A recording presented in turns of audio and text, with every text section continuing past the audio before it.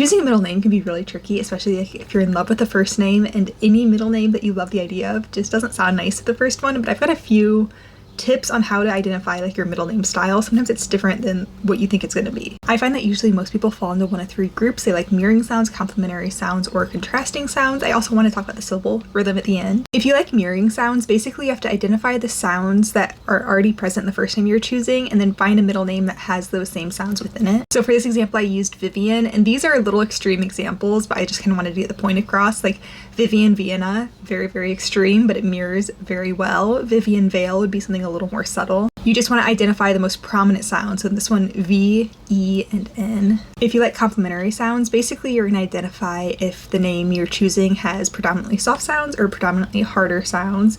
So A's, R's, S's, L's are going to be a little softer, whereas like D's, K's, F's, G's, that's a little bit harder. And some names are like a perfect mix of the two, so it's a little harder to do this, but if the name is predominantly soft or predominantly hard, you can choose a middle name that mirrors like the softness or the hardness. So like Arlo West, that's a soft one, but something like Desmond Clark, the name or the sounds in the names aren't the same, but they both have like the strong hard sounds in there, so they complement each other. And that's not everyone's cup of tea. Some people really love contrast. They want a very soft first name and a hard middle name, or vice versa. And so for this example, I'm doing Eloise as like the soft name. So Eloise Kit. Eloise is very soft. Kit is very like abrupt and strong and hard. And you can also do that with like a hard first name and a soft middle name. So like think Frank. We can bring Arlo back and do like Frank Arlo. The final thing to consider are the syllables, and as a general rule, having a different amount of syllables in the first name than in the middle name, that's going to be a little easier to pair and make it sound good, but that doesn't mean there aren't like 1, 1, 2, 2, 3, 3 syllable names that do sound good. It's just a little trickier to find names that the rhythm flows well.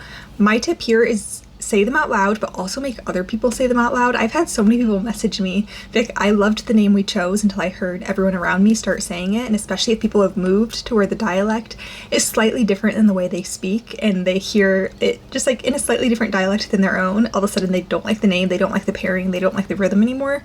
So say the name yourself, but also have other people say it. And personally for me, I care about the first and last name flow more than I do about the first, middle, last, or even the first and middle name. I want them to sound good, but first, last is like my biggest priority. If anyone needs help picking a middle name, feel free to comment the first name you might have chosen and what style that I just spoke about resonates the most with you, and I can weigh in, other people can weigh in, and it can be a little community brainstorm.